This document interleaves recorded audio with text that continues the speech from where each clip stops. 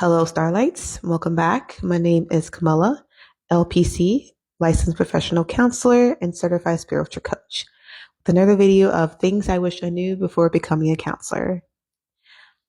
Pay. I feel like I can cut the video here, just pay. But to further explain, there is a huge systemic problem with pay in the field of being a counselor.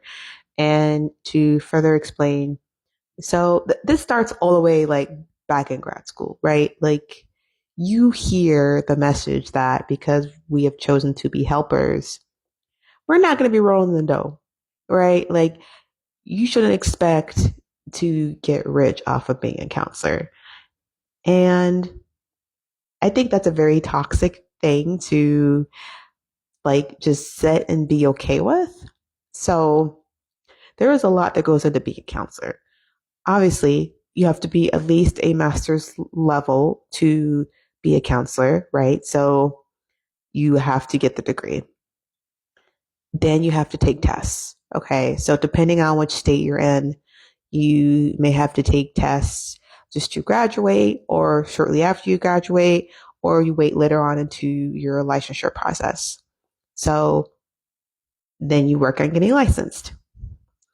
And the consensus is that master level clinicians in the process of getting licensed get paid really poor. I kid you not, while I was looking for jobs before I was licensed, just as a master's level counselor trying to accrue my hours, I found a place that was offering minimum wage, minimum wage for being a counselor. That is ridiculous. And that's not okay. The time and the effort and the money that is put into being a counselor is insane. So, a lot of counselors talk about struggling, pulling in money while they are trying to work on getting licensed, right? Racking up credit card debt. If you don't have someone to support you financially, like a family member or a spouse, it's going to be hard. It's going to be hard. And I had many times where I didn't know if I was going to make it for referral. I was like, this is ridiculous. I'm just trying to pay my bills and survive, right? And that's not good. You have too many capable, passionate counselors who leave this field because of unfair pay and the pay discrepancy. Because then to become licensed, you have to do several things. So once again, you have to take a test depending on what state you're in. Okay. So the one that I had to take was the National Counseling Mental Health Examination or something along those lines. That was about a $200 test.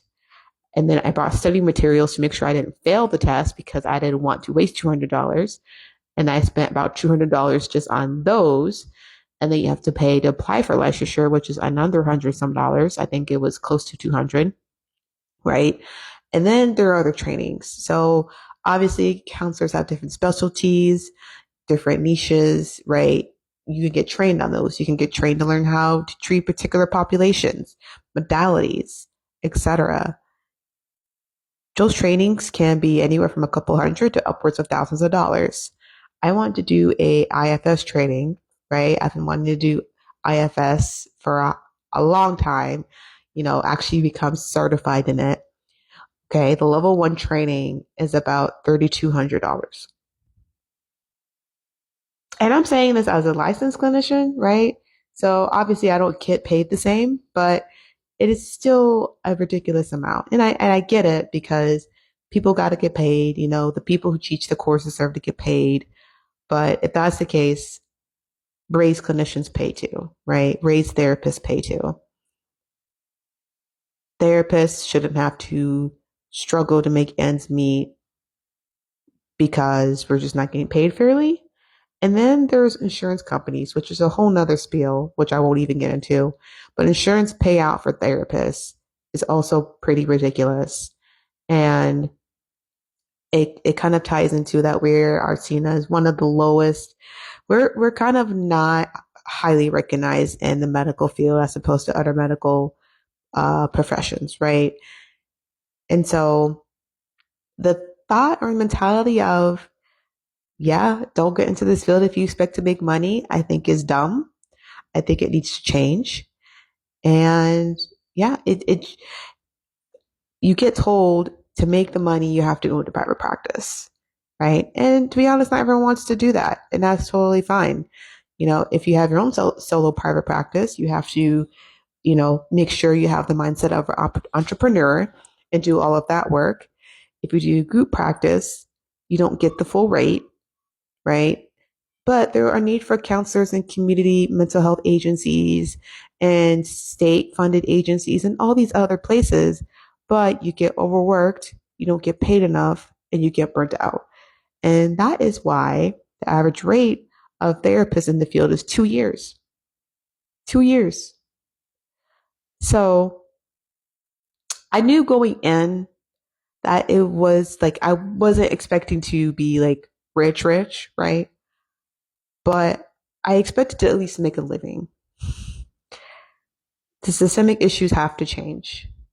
So that is something that I wish I knew.